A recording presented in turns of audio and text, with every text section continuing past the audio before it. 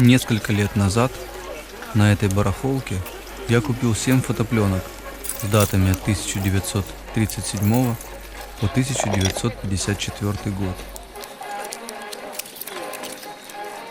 17 лет жизни одной семьи.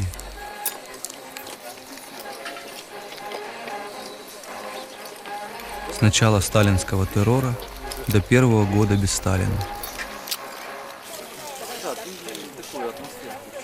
Оказалось, что на фото простые радости обычных людей. Я не знаю ни автора фотографий, ни людей, изображенных на них. Кто были эти люди? Как сложилась их судьба в это тревожное время?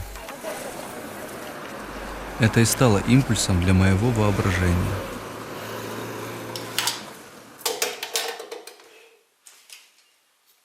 Я сохраняю важные моменты моей жизни, фотографируя их.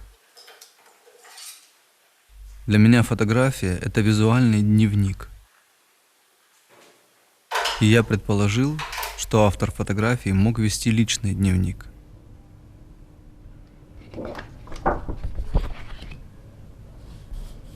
Из опубликованных дневников того периода я выбрал наиболее подходящие под фотографии.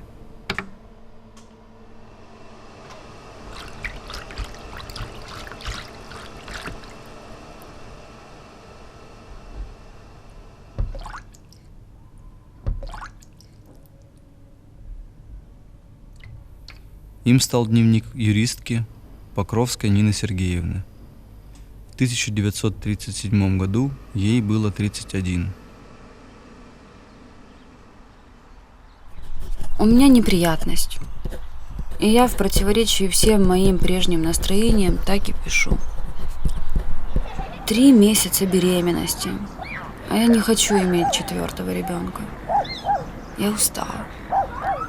Я так устала. Живу, как белка в колесе. А Костя рад.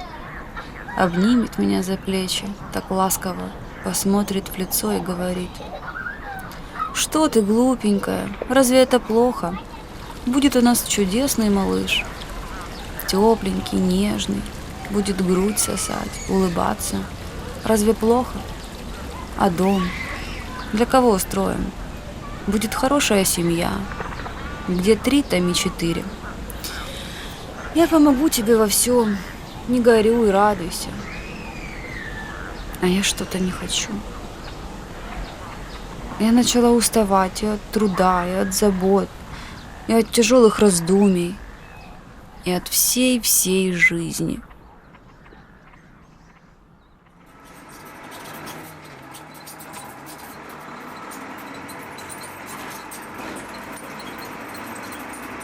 Оказалось, что фото 1937 года из поселка Южное, что совсем рядом с моим родным Харьковом. Дав этим фотографиям голос, я понял, что мне интересно посмотреть на место, где они были сделаны почти 100 лет назад. Изменился ли пейзаж? Смогу ли я вообще узнать эти места?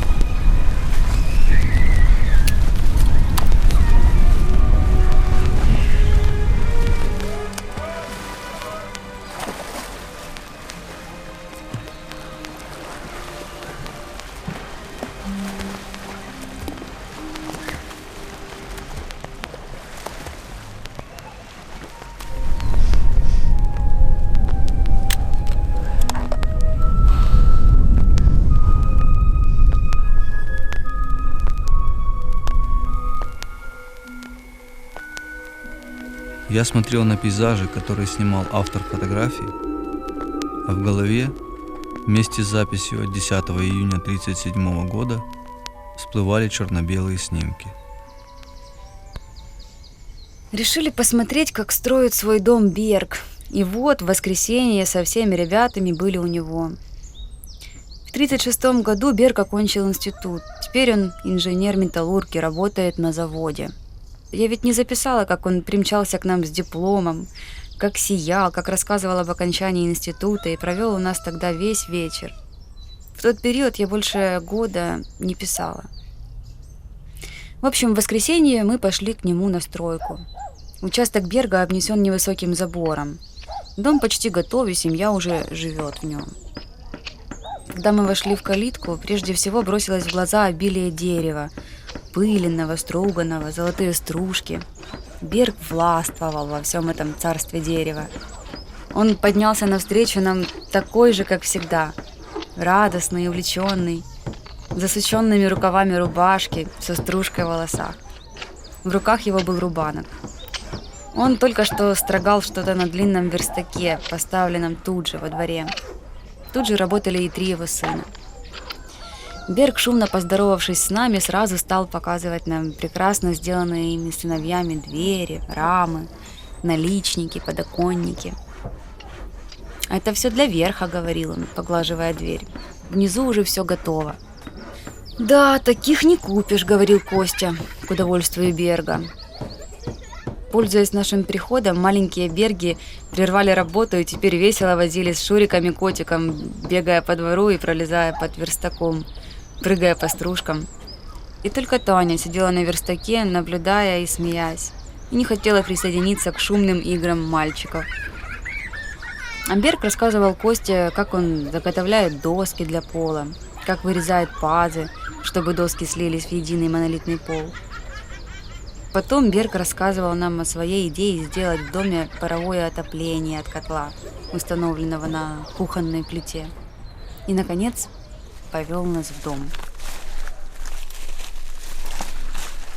Дом Берга совсем не похож на окружающие дома, строящиеся под типовым проектом. Наша планировка несколько другая, произвольная. Мы вышли из стандарта внутри дома, а Берг исключил вообще стандарт. Внизу небольшая кухня, и сразу из нее вход в очень большую по всему фасаду светлую комнату. Широкая и высокая арка отгораживала небольшую комнату-нишу. Все просто, легко, высоко, все уже готово. В стенах шкафы, полки. Когда мы пришли в дом, жена Берга готовила обед. Риточка держалась за ее юбку. Счастливое настроение всей семьи сливалось с солнечным светом, с новым веселым домом, с радужными надеждами всех Бергов на новую жизнь в доме, сделанным по своему вкусу, своими руками. Берг прав, 100 раз прав и так разумен.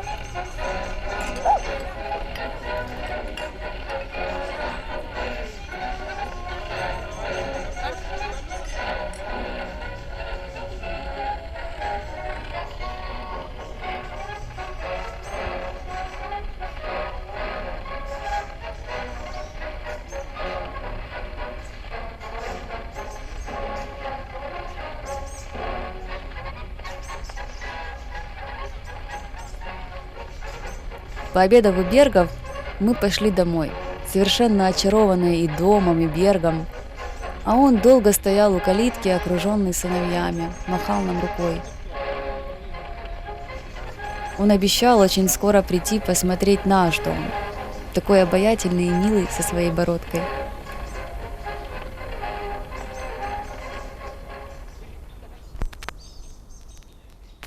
Возможен ли собирательный образ человека, гражданина того времени? Когда история перестает быть совокупностью личных историй и становится коллективной? Для меня история Нины Сергеевны и семьи, изображенная на фото, в каком-то смысле сама история 20 века. Но можно ли судить об истории народа по нескольким личным историям?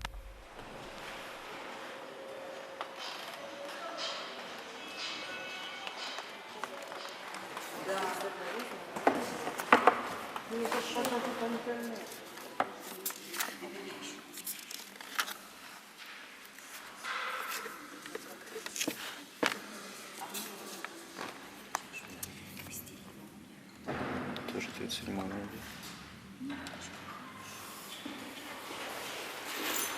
Газеты за 1937 год пестрят заголовками о высадке первой в мире советской полярной дрейфующей станции, всесоюзных выставках, отчетах о соцсоревнованиях, поддержка пролетариатом очередного госзайма, гражданская война в Испании, фотографии рабочих, колхозников, передовиков производства, всенародная поддержка приговора по делу Тухачевского, Якира, Убаревича, процесса, с которого начался сталинский террор.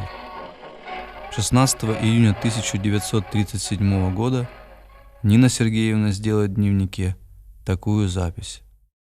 Ужасно, ужасно. Нет слов, чтобы выразить и описать то, что случилось. Арестован Берг, арестован Татаров. Арест Берга произвел на Костю такое ошеломляющее впечатление, что он даже бросил заготовлять доски для настилки полов, которые сам решил сделать по примеру Берга и чем так увлекся. Теперь Костя молчит, ходит мрачный. Каждый день он собирается пойти к Бергам, но на работе ему не советуют торопиться с этим визитом. Говорят, что опасно. Обвинят в связи с врагом народа. Лучше, говорят, выждать немного. Я не знаю, чего, собственно, выжидать и какая здесь опасность. Ведь связь и так налицо. Но какая связь? Семейная, домашняя. Никаких разговоров, кроме как о детях, о доме. Ну, еще там об учебе, о работе. Ну, а если за это арестовывать, тогда вообще деваться некуда. Что происходит? Хоть бы кто-нибудь дал ответ. Полный, исчерпывающий.